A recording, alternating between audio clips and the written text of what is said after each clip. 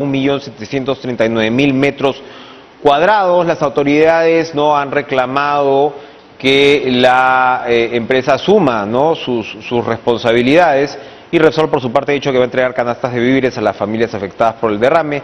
En fin, se está viendo ahora mismo cuáles son las reacciones tanto del sector privado como del Estado, y es la primera pregunta, o mejor dicho, la evaluación que le solicitamos a la congresista Sigrid Bazán de Juntos por el Perú. ¿Cómo está, Sigrid? Buenas noches. ¿Cómo estás, Enrique? Muchas gracias por el espacio. Justo el día de hoy aprovecho para comentarte, hemos estado también con otras congresistas y con todo un equipo en una de las playas de Ventanilla afectadas por el derrame, ¿no? Y hemos estado acompañando también a los integrantes del Ejecutivo frente a lo que es en realidad una catástrofe ecológica que tiene responsables con nombre y apellido, ¿no? Ahora, el argumento criticado, por cierto, de Repsol hasta ahora ha sido que la Marina no le advirtió sobre la naturaleza de los oleajes y que les permitió seguir operando, y que bueno, pasó lo que pasó.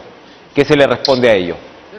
Sí, mira, yo creo que hay una corresponsabilidad de las instituciones públicas y de las instituciones privadas. En el caso de las públicas, sin duda la Marina tendrá que dar una mejor explicación, pero creo que es coincidente con una de las responsabilidades de la empresa Repsol de por qué, teniendo la tecnología que tenían, por qué no se ha hecho uso o por qué no se ha, en todo caso, hecho un protocolo de prevención como normalmente está establecido. Hay instrumentos, hay herramientas, y ninguna de las instituciones, en este caso ni la empresa ni la Marina, pueden estar tirándose la pelota. Ambas han incumplido. Ahora, lo de la empresa, sí creo yo, ya pasa a ser una burla, ¿no? Lo que hemos visto con esta decena de trabajadores, con un recogedor que han pasado a ser unos centenares de trabajadores, y finalmente contratar, y disculpa que use esta expresión tan quizá cruda, ¿no?, pero mano barata, porque claro, debe ser muy barato para la empresa contratar pescadores artesanales cuando ya se están reportando 2 intoxicados por este tipo de actividades, cuando lo que necesitamos son, y es inversión, porque cuesta traer especialistas a que hagan el trabajo de especialistas, pero es lo que la empresa tiene que hacer. No puede lavarse las manos y lamentablemente no está respondiendo Repsol, ¿no? Bien, ¿qué es lo que ustedes, digamos, han demandado? ¿Hay una línea de comunicación? ¿La empresa está respondiendo? Y finalmente, ¿cómo observa el papel de coordinación del Estado? Hemos visto ahora, hemos escuchado a Mirta Vázquez, al ministro del Ambiente. También se dijo que en un principio la reacción pública, del sector público me refiero, había sido bastante desordenada. ¿Cómo ha ido cambiando esto, si es que ha ido cambiando?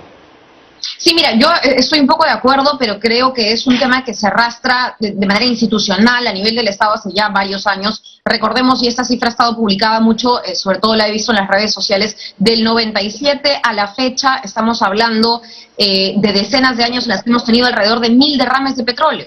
Y tenemos a empresas públicas y privadas involucradas y responsables. Lamentablemente, ahora se habla de una multa, se habla de una indemnización, pero no olvidemos que el proceso de remediación y el seguimiento de esta remediación es algo que no podemos dejar de lado cuando sí se ha estado dejando de lado en procesos anteriores. Es cierto que además estamos esperando, si bien se ha declarado hoy día esta emergencia por cambio climático o climática, lo que se necesita también es la declaratoria de emergencia ecológica, porque esto ha sido un daño ecológico, y lamentablemente creo que eso también puede pasar por las manos del Congreso.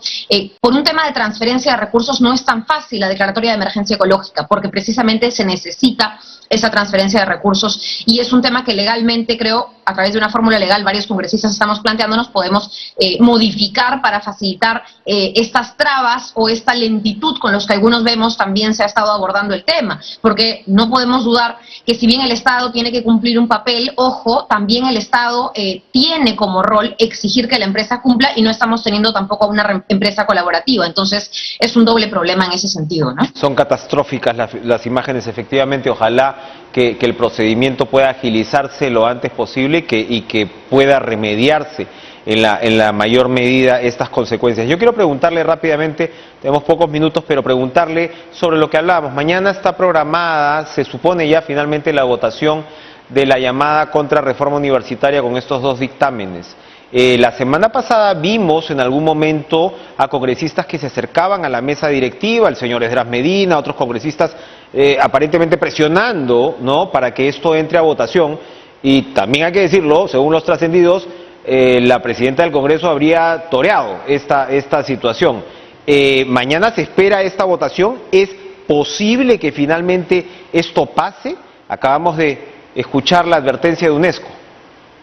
Mira, yo creo que en realidad tenemos bastantes temas el día de mañana porque hemos ido acumulando bastantes cosas. Había una crítica muy válida que se hacía al interior del Congreso y es que los 3 primeros meses no hubo mucha producción legislativa y es por eso que hemos ido estirando la legislatura también en parte hasta el 2 de febrero. El día de mañana hay 2 acusaciones constitucionales contra el señor Vizcarra, contra el señor Salaverry. Hay bastantes proyectos de ley pendientes. Yo no sé cuál es la prioridad que se le va a dar al tema educativo porque es un tema controversial, aunque no debiera serlo. La postura de Juntos por el Perú, creo yo, y a través de nuestros voceros ha quedado bastante clara: no retroceder en la reforma universitaria, no permitir, ¿no es cierto?, que se socave la SUNEDU y regresar a una ANR que lamentablemente ha sido por muchos años, y como estudiantes que hemos salido a las calles lo sabemos, un cogollo de intereses y de mafias incluso. Y en ese sentido yo creo y espero que si ese tema se aborde con total responsabilidad. Sí, tenemos también algunos temas pendientes que son muy importantes y yo lamentablemente he estado viendo también los dictámenes y las insistencias de la Comisión de Constitución.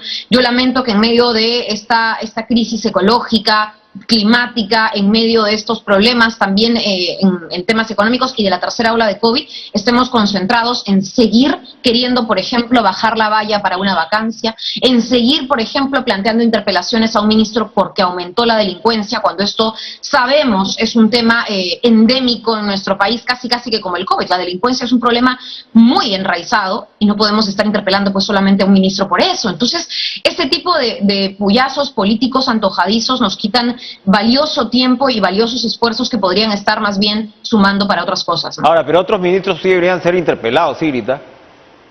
Sí, sin duda. El proceso de interpelación yo creo es muy democrático y muy válido, pero lo que pasa es cuando ya se abusa del recurso, ¿no? Y en el caso de la vacancia ya no se está usando ningún recurso, sino que más bien, ni siquiera abusando, ya se está desdibujando, inconstitucionalizando y tratando pues de establecer un relato en donde un golpe termine siendo algo constitucional. Espero que ese no sea el fin de estos intentos o de estas intentonas de querer modificar desde el reglamento hasta la Constitución, pero como si fueran leyes o como si fuera algo muy sencillo, porque no queremos repetir lo de las últimos 5 años. Un comentario en segundos. A ver, mañana se va a ver, se supone, también el dictamen de insistencia que limita el referéndum.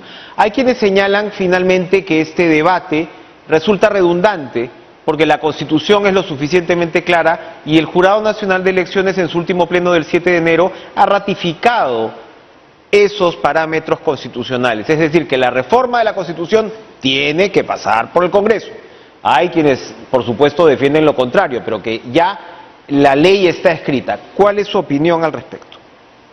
Mira, lo que puedo decir en sencillo es que no podemos reformar la Constitución para recortar derechos, porque lo único que estamos haciendo es que una Constitución que ya empezó recortando derechos pues se vuelva cada vez menor, cada vez más mínima, cada vez más irrelevante y lamentablemente todo esté al azar. A la gente ya no se le consulta absolutamente nada y querer cortar un derecho como este es simplemente un tema político, porque no me gusta la idea de una, ¿no es cierto?, consulta, una asamblea constituyente o un debate sobre la Constitución, que además el debate, la discusión y la consulta y la participación ciudadana son los pilares de una democracia, no puede llevarnos a cortar, ¿no es cierto?, por todos los lados la posibilidad de que la gente participe de su gobierno. Entonces yo creo que en verdad en ese tipo de cosas, más allá del tema legal, del tema procedimental, de quién le compete, de quién no, ¿estamos o no estamos haciendo lo correcto con nuestras facultades de congresista? Porque facultades tenemos. La pregunta es ¿para qué las estamos usando? Yo creo que aquí no es para un tema constructivo en absoluto, sino más bien para seguir acotando algo que la ciudadanía tiene derecho a hacer, que es responder, exigir y debatir también los temas impuestos, ¿no?